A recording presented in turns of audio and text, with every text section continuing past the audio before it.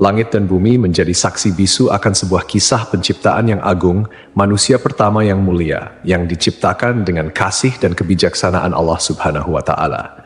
Nabi Adam alaihissalam diberikan amanah sebagai nabi pertama yang dipilih oleh Allah untuk menyampaikan tauhid dan menjadi pemimpin pertama di bumi.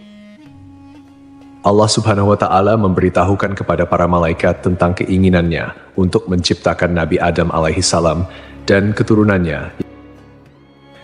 Para malaikat bertanya untuk mencari tahu hikmah di balik penciptaan Adam dan keturunannya, bukan untuk membantah, menghina, atau dengki terhadap keturunan Adam seperti yang dipahami oleh sebagian mufasir. Mereka berkata, apakah engkau hendak menjadikan orang yang merusak dan menumpahkan darah di sana? Menurut salah satu pendapat, kerusakan dan pertumpahan darah sudah pernah terjadi sebelum Nabi Adam alaihissalam diciptakan, dan hal itu dilakukan oleh para jin dan sekelompok jin lainnya. Jin sudah ada 2000 tahun sebelum Adam alaihissalam diciptakan, dan mereka saling menumpahkan darah. Kemudian Allah Subhanahu wa Ta'ala mengirim sepasukan malaikat untuk menghalau mereka ke semenanjung lautan. Menurut pendapat lain, para malaikat mengatakan demikian karena mereka tahu bahwa makhluk-makhluk yang diciptakan dari unsur bumi biasanya berwatak demikian. Lalu Allah Subhanahu wa Ta'ala menjawab pertanyaan para malaikat, "Aku mengetahui apa yang tidak kalian ketahui." Artinya, Allah mengetahui maslahat besar di balik penciptaan manusia yang tidak mereka ketahui. Di antaranya akan muncul para nabi, rasul, orang-orang syidikin, dan syuhada dari keturunan Nabi Adam alaihissalam. Allah Subhanahu wa Ta'ala telah menciptakan Nabi Adam alaihissalam berdasarkan bentuknya. Nabi Adam alaihissalam diciptakan dari tanah yang diambil dari berbagai hamparan bumi. Warna-warni tanah yang tersebar di seluruh bumi ini menjadi sebab keturunan Nabi Adam alaihissalam lahir dengan beragam warna kulit hingga saat ini. Variasi tersebut mencerminkan kebesaran Allah Subhanahu wa Ta'ala dalam menciptakan keanekaragaman manusia. Tingginya 60 hasta atau sekitar 27,43 meter, yang sering dibulatkan menjadi 30 meter. Hal ini selaras dengan penelitian yang dimuat dalam jurnal Madaha Yisrael Be'Anglit Variet, yang menyatakan bahwa tinggi rata-rata manusia zaman dahulu 90 kaki atau sekitar 7,43 meter, seperti yang dijelaskan dalam hadis. Allah Subhanahu wa Ta'ala telah menciptakan Nabi Adam alaihissalam berdasarkan bentuknya dengan tinggi 60 hasta. Kemudian Allah Subhanahu wa Ta'ala berfirman, "Pergilah dan berilah salam kepada para malaikat, dan dengarkanlah apa yang mereka katakan kepadamu. Itulah kehormatan bagimu dan keturunanmu." Ukuran tubuh manusia terus-terus menyusut secara bertahap hingga sekarang. Tentunya Allah Subhanahu wa Ta'ala memiliki hikmah terbaik terkait penyusutan tubuh manusia, karena rencananya selalu yang terbaik. Meski manusia saat ini tidak memiliki postur tubuh setinggi Nabi Adam alaihissalam, Rasulullah Shallallahu Alaihi Wasallam menyampaikan kabar bahwa penghuni surga nantinya akan memiliki postur tubuh yang serupa dengan nenek moyang mereka, yaitu Nabi Adam alaihissalam. Tubuh penghuni surga akan kembali ke bentuk awal penciptaan manusia. Seperti yang disabdakan Rasulullah Shallallahu Alaihi Wasallam, sesungguhnya tinggi badan para penghuni surga ketika mereka memasuki surga adalah 60 hasta, seperti pohon kurma yang tinggi. Mereka makan buah-buah pohon di surga sambil berdiri. Allah Subhanahu wa Ta'ala juga mengajarkan kepada Nabi Adam alaihissalam nama-nama semua benda yang diketahui manusia, mulai dari nama manusia, hewan, bumi, tanah, lautan, gunung, unta, keledai, hingga nama-nama benda lainnya. Allah Subhanahu wa Ta'ala juga mengajarkan nama lembaran, takdir, dan lainnya. Allah Subhanahu wa Ta'ala mengajarkan nama-nama benda dan sifat-sifatnya, mulai dari benda-benda besar hingga kecil. Allah Subhanahu wa Ta'ala berfirman dalam surah Syad, "Ingatlah ketika Rabbmu berfirman kepada para malaikat, sesungguhnya aku akan menciptakan manusia dari tanah. Maka apabila telah aku sempurnakan kejadiannya dan aku tiupkan kepadanya ruh ciptaanku, maka tunduklah kamu kepadanya dengan bersujud sebagai tanda penghormatan." Maka seluruh malaikat itu bersujud semuanya bersama-sama, kecuali iblis. Dia menyombongkan diri dan dia termasuk golongan yang kafir. Allah berfirman, "Hai iblis, apakah yang menghalangimu sujud kepada yang telah aku ciptakan dengan kedua tanganku? Apakah kamu menyombongkan diri ataukah kamu merasa termasuk orang-orang yang lebih tinggi?" Iblis berkata, "Aku lebih baik daripadanya, karena engkau ciptakan aku dari api, sedangkan dia engkau ciptakan dari tanah." Allah berfirman, "Maka keluarlah kamu dari surga, sesungguhnya kamu adalah orang yang terkutuk, dan sesungguhnya kutukanku tetap atasmu sampai hari pembalasan." Iblis berkata, "Ya Tuhanku, tangguhkanlah aku sampai pada hari mereka dibangkitkan." Allah berfirman, "Maka sesungguhnya kamu termasuk golongan yang diberi penangguhan sampai pada hari yang telah ditentukan waktunya, yaitu hari kiamat." Iblis menjawab, "Demi kemuliaanmu, pasti aku akan menyesatkan mereka semuanya, kecuali hamba-hambamu yang terpilih di antara mereka." Allah berfirman, "Maka yang benar adalah sumpahku, dan hanya kebenaran itulah yang aku katakan. Sungguh, aku akan memenuhi neraka jahanam dengan kamu dan dengan orang-orang yang mengikutimu di antara mereka semuanya." Surah Syad 71 hingga 78. Hasan al-Basri menuturkan iblis sama sekali bukan golongan malaikat. Pada mulanya, iblis berasal dari golongan jin. Namun, kala mereka berbuat onar di bumi, Allah mengutus sepasukan malaikat, membunuh dan mengusir mereka ke semenanjung-semenanjung lautan. Iblis termasuk di antara jin yang ditawan, kemudian dibawa naik ke langit, dan kemudian ia singgah di sana. Saat para malaikat diperintahkan bersujud, iblis enggan menuruti perintah itu. Ibnu Mas'ud menyatakan, iblis pada mulanya adalah pemimpin para malaikat di langit paling bawah. Ibnu Abbas menambahkan, namanya Azazil. Riwayat lain menyebutkan namanya Harits. Ada juga yang menyatakan, iblis berasal dari salah satu golongan malaikat bernama jin. Mereka bertugas menjaga surga. Ia termasuk yang paling mulia, paling banyak ilmu dan ibadah di antara mereka dan memiliki 4 sayap. Namun kemudian Allah mengubah wujudnya menjadi setan yang terkutuk. Allah memerintahkan Adam alaihissalam untuk tinggal di surga bersama istrinya. Allah berfirman, "Dan kami berfirman, wahai Adam, tinggallah engkau dan istrimu di dalam surga dan makanlah dengan nikmat berbagai makanan yang ada di sana sesukamu. Tetapi janganlah kamu dekati pohon ini, nanti kamu termasuk orang-orang yang zalim." Al-Baqarah 35. Iblis dikeluarkan dari surga dan Adam ditempatkan di surga. Adam berjalan di sana seorang diri tanpa seorang istri mendampingi agar bisa merasa senang. Adam lalu terlelap sesaat. Setelah bangun, ternyata ada seorang wanita duduk di dekat kepalanya. Ia diciptakan Allah dari tulang rusuk Adam. Adam bertanya, "Kamu siapa?" "Aku seorang wanita," jawab Hawa. "Kenapa kau diciptakan?" tanya Adam. "Agar kau merasa senang padaku," jawabnya. Para malaikat kemudian bertanya kepada Adam karena mereka tahu luasnya ilmu Adam. "Siapa namanya, wahai Adam?" Nabi Adam menjawab, "Namanya Hawa." "Kenapa disebut Hawa?" tanya para malaikat. "Karena ia diciptakan dari benda hidup," jawab Adam. Hawa diciptakan dari tulang rusuk sebelah kiri yang paling pendek saat ia tidur. Kemudian tulang tersebut diganti dengan daging. Setelah Hawa diciptakan dan hidup bersama Adam di surga, di dalam surga tersebut, Adam dan Hawa memperoleh bimbingan, tuntunan, perintah, dan larangan dari Allah, sebagaimana yang diberikan kepada umat manusia di dunia. Allah mengizinkan keduanya menikmati segala jenis makanan yang ada di surga, kecuali buah dari pohon terlarang. Para mufasir memiliki beragam pendapat terkait pohon dan buah terlarang ini. Sebagian ulama berpendapat yang dimaksud adalah pohon anggur. Orang-orang Yahudi mengatakan pohon yang dimaksud adalah gandum. Biji-bijian gandum ini lebih lembut dari keju dan lebih manis dari madu. Sebagian ulama lain mengatakan bahwa buah tersebut adalah kurma. Sementara Abu Aliyah menyatakan, siapapun yang memakan buah pohon tersebut pasti mengeluarkan hadas, dan di surga tidak patut ada hadas. Perbedaan pendapat ini intinya hampir sama. Allah sengaja tidak menyebut buah apa persisnya. Andai ada maslahat di balik penyebutan nama buah yang dimaksud, tentu sudah Allah sebutkan, sama seperti hal-hal lain yang tidak disebutkan namanya dalam Al-Quran. Lalu iblis berusaha mengeluarkan Adam alaihissalam karena iri dengan kemuliaan yang diberikan oleh Allah kepadanya. Tipu daya berupa bujukan dan rayuan dilakukan oleh iblis agar dapat mengeluarkan keduanya dari surga. Iblis membisikkan pikiran jahat dan berkata kepada Adam, "Wahai Adam, maukah aku tunjukkan kepadamu pohon keabadian dan kerajaan yang tidak akan binasa? Rabbmu hanya melarang kamu berdua mendekati pohon ini dan melarang kalian berdua memakan buah ini, tidak lain agar kalian berdua tidak menjadi malaikat atau kekal selamanya di surga."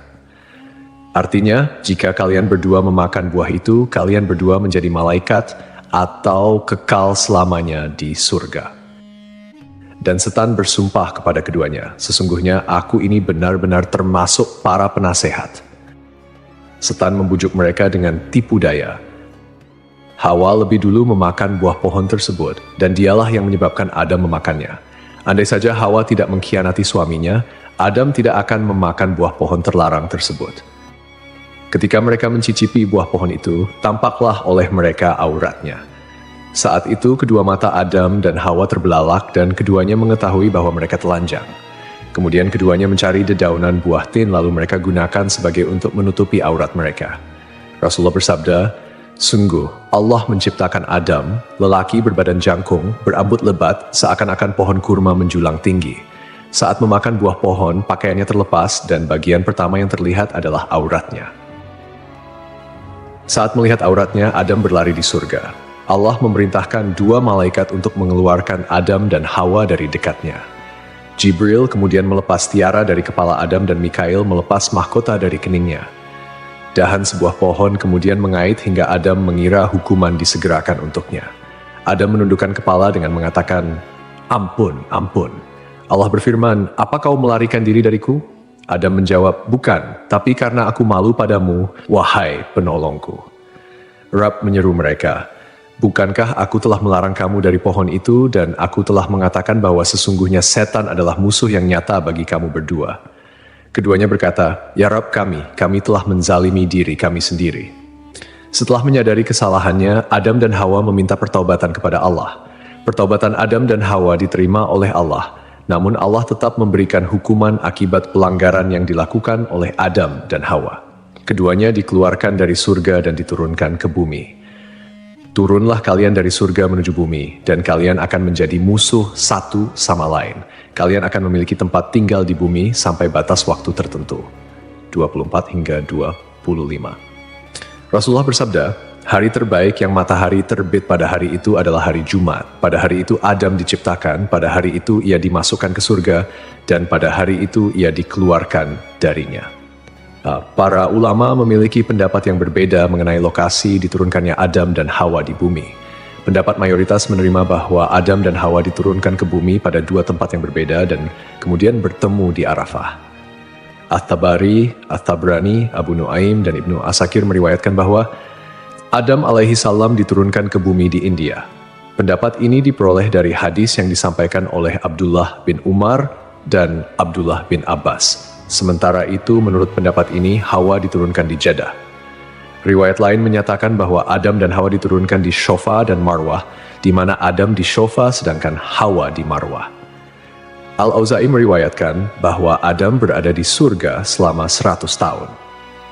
Riwayat lain menyebutkan 60 tahun, menangisi surga selama 70 tahun, menangisi kesalahannya selama 70 tahun, dan menangisi anaknya yang dibunuh selama 40 tahun.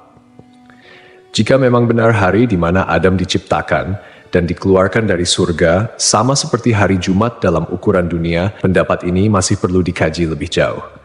Dan jika Adam dikeluarkan dari surga pada hari yang berbeda dengan hari ia diciptakan, atau kita katakan bahwa ukuran hari tersebut adalah sama seperti 6.000 tahun untuk ukuran hari-hari dunia, seperti yang diriwayatkan dari Ibnu Abbas, Mujahid, Dahak, dan dipilih Ibnu Jarir, berarti Adam berada di surga dalam jangka waktu yang sangat lama. Ibnu Jarir menjelaskan seperti diketahui, Adam diciptakan pada saat terakhir hari Jumat, yang mana sesaatnya adalah selama 83 tahun dan 4 bulan. Karena saat Adam masih berbentuk tanah yang berwujud dan ruh belum ditiupkan, ia bertahan selama 40 tahun dalam kondisi seperti itu. Selanjutnya Adam berada di surga sebelum diturunkan dari sana selama 43 tahun. Wallahu alam. Lalu setelah sekian lama mereka pun dipertemukan kembali oleh Allah di Jabal Rahmah. Nabi Adam dan Hawa memulai kehidupan baru sebagai manusia biasa dan kembali menjalani kehidupan berdua sebagai pasangan suami istri. Mereka dikaruniai keturunan. Setiap kali melahirkan, Hawa melahirkan sepasang anak lelaki dan perempuan. Adam diperintahkan untuk menikahkan setiap anak lelaki dengan saudari kembar saudaranya, dan setiap anak perempuan dengan saudara kembar saudarinya. Tidak halal saudara perempuan menikah dengan saudara lelaki yang lahir bersamaan. Setelah itu, populasi manusia menyebar di berbagai belahan bumi.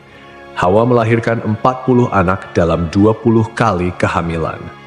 Allah menurunkan Adam dari surga ke bumi dan mengajarkan segala kerajinan padanya. Allah membekali Adam dengan buah surga. Hanya saja, buah-buahan dunia berubah, sementara buah-buahan surga tidak berubah.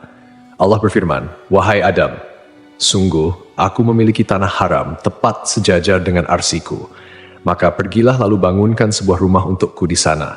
Lalu kelilingilah rumah itu seperti para malaikat mengelilingi arsiku."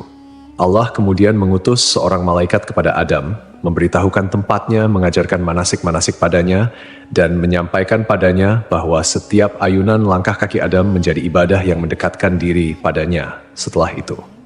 Diriwayatkan pula dari Ibnu Abbas, makanan pertama yang dimakan Adam di bumi berawal dari Jibril. Jibril datang dengan membawa 7 biji gandum. Adam bertanya, "Apa ini?" Jibril menjawab, "Ini adalah pohon yang dilarang untuk kau makan, lalu kau makan." "Apa yang harus aku lakukan dengan biji-bijian itu?" tanya Adam. "Tanamlah di bumi," jawab Jibril. Adam kemudian menanam biji-bijian gandum tersebut. Berat setiap bijinya lebih dari berat 100.000 biji gandum dunia. Gandum kemudian tumbuh, Adam lalu memanennya. Setelah itu, Adam memisahkan kulit dan isi biji gandum, kemudian menampi. Setelah itu, ia tumbuk, membuat adonan, dan ia jadikan roti. Kemudian, setelah melalui jerih payah yang cukup melelahkan, Adam alaihissalam pun memakannya. Pakaian pertama Adam alaihissalam dan Hawa berasal dari bulu domba. Adam menggerus bulu-bulu domba lalu ia tenun dan dibuat jubah untuk ia kenakan, serta baju panjang dan kerudung untuk Hawa. Setelah bertemu dan kembali menjalani kehidupan berdua sebagai pasangan suami istri, mereka dikaruniai keturunan. Saat itu, setiap kali Hawa melahirkan, akan selalu lahir anak kembar laki-laki dan perempuan. Kelahiran anak kembar pertama diberi nama Kabil dan Iklima. Kemudian kelahiran anak kembar kedua diberi nama Habil dan Labuda. Ketika anak-anak Nabi Adam alaihissalam dan Hawa tumbuh dewasa, mereka pun memiliki karakter dan sifat yang berbeda. Kabil mempunyai sifat yang keras, sedangkan Habil mempunyai sifat yang lebih lemah lembut dan sabar. Kemudian, anak perempuan Iklima menjadi remaja yang memiliki paras yang cantik, sementara Labuda biasa-biasa saja. Seiring bertambahnya usia, mereka mulai tertarik pada lawan jenis. Hingga Allah menurunkan kepada Nabi Adam alaihissalam dan Hawa bahwa keempat anaknya harus dinikahkan sesuai aturan yang tidak memperbolehkan pernikahan dengan anak kembar. Dengan kata lain, Kabil tidak bisa menikah dengan Iklima, begitupun Habil yang tidak bisa menikahi Labuda. Setelah Nabi Adam alaihissalam menyampaikan aturan pernikahan kepada saudara kembarnya, ternyata Kabil menolak dan mengatakan ingin menikah dengan Iklima yang tidak lain merupakan saudara kembarnya sendiri. Untuk menyelesaikan perselisihan antara anak laki-lakinya, Nabi Adam alaihissalam mengajukan solusi yaitu Kabil dan Habil harus berkurban, lalu kurbannya diterima di sisi Allah, sehingga dialah yang berhak menikah dengan Iklima. Setelah itu, Adam pergi untuk menunaikan ibadah haji ke Mekkah dan menitipkan anak-anaknya kepada langit. Tapi langit enggan menerima permintaannya itu. Adam kemudian menitipkan anak-anaknya kepada bumi dan gunung, namun mereka semua menolak. Kabil justru menerima permintaan ayahnya untuk menjaga saudara-saudaranya. Kabil, seorang petani sombong, menyiapkan seikat gandum dengan kualitas yang jelek. Sedangkan Habil, yang merupakan seorang peternak, menyiapkan seekor kambing gemuk untuk dikorbankan. Kurban keduanya disimpan di tengah lapangan. Tak lama kemudian, Allah menurunkan api dan memakan kurban Habil, sementara kurban milik Kabil dibiarkan. Artinya, Allah menerima kurban Habil dan diperbolehkan menikah dengan Iklima. Suatu malam, Habil tidak kunjung pulang mengembala kambing. Setelah mencari-cari, Kabil bertemu Habil. Kabil berkata pada Habil, "Kurbanmu diterima sementara kurbanku tidak." Habil menyahut, "Sesungguhnya Allah hanya menerima amal dari orang yang bertakwa." Kabil marah saat itu dan memukulkan benda tumpul yang ia bawa hingga Habil meninggal dunia. Allah berfirman, "Dan ceritakanlah Muhammad yang sebenarnya kepada mereka tentang kisah kedua putra Adam ketika keduanya mempersembahkan kurban, maka kurban salah seorang dari mereka berdua, Habil, diterima dan dari yang lain tidak diterima. Dia berkata, 'Sungguh aku pasti membunuhmu.' Dia Habil berkata, 'Sesungguhnya Allah hanya menerima amal dari orang yang bertakwa. Sungguh, jika engkau menggerakkan tanganmu kepadaku untuk membunuhku, aku tidak akan menggerakkan tanganku kepadamu untuk membunuhmu. Aku takut kepada Allah, Rabb seluruh alam. Sesungguhnya aku ingin agar engkau kembali dengan bawa dosa membunuhku dan dosamu sendiri, maka engkau akan menjadi penghuni neraka. Peristiwa itu menjadi pembunuhan pertama di bumi. Karena ketakutan dan bingung, ia tidak tahu bagaimana cara menyembunyikan Habil yang sudah mati. Kabil berusaha membuangnya ke laut, tetapi ombak mendorong tubuh Habil hingga ke tepian. Akhirnya Kabil memohon ampun kepada Allah dan bertaubat atas segala perbuatannya. Sampai akhirnya Kabil melihat seekor burung gagak di atas pohon dan seekor burung gagak mati. Burung gagak yang masih hidup membawa burung gagak yang mati itu ke tanah. Burung gagak tersebut kemudian membuat lubang di tanah dan mendorong gagak yang mati itu ke dalamnya. Kabil akhirnya paham dan meniru cara burung gagak itu. Mengenai lokasi terbunuhnya Habil, menurut keterangan beberapa ulama, berada di kawasan pegunungan Kasyun sebelah utara Damaskus. Terdapat sebuah gua bernama Gua Dam yang dikenal sebagai tempat Kabil membunuh saudaranya, Habil.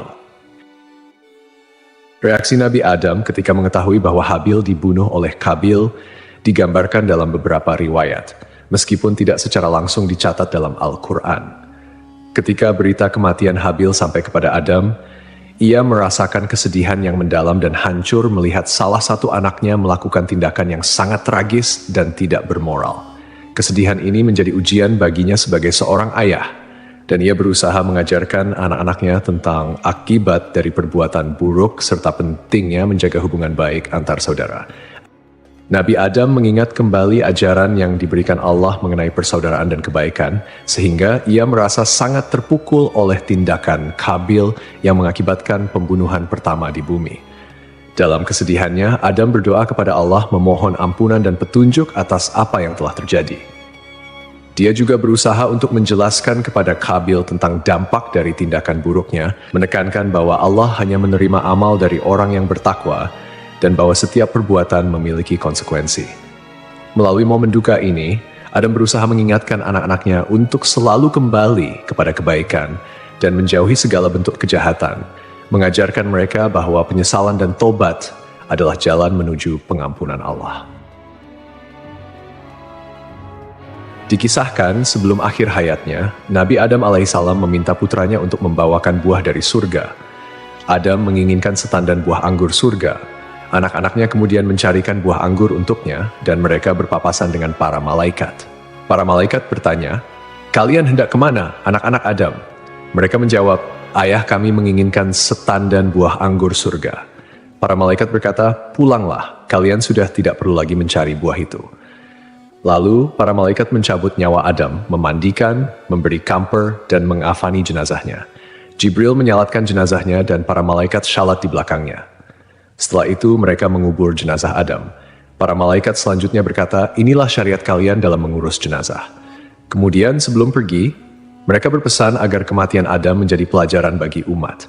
Sebab dari peristiwa itu, manusia bisa mengenali prosesi dan ritual pemakaman. Adam meninggal dunia setahun setelah Hawa meninggal. Ulama berbeda pendapat terkait lokasi pemakaman Adam. Menurut riwayat yang masyhur, Adam dimakamkan di dekat sebuah gunung di India, tempat ia diturunkan dari surga. Menurut sumber lain, Adam dimakamkan di gunung Abu Qubais, Mekkah. Sumber lain menyebutkan, sebelum banjir besar terjadi, Nabi Nuh memindahkan jasad Adam dan Hawa dalam sebuah peti. Lalu ia makamkan di Baitul Maqdis, seperti yang disampaikan oleh Ibn Jarir.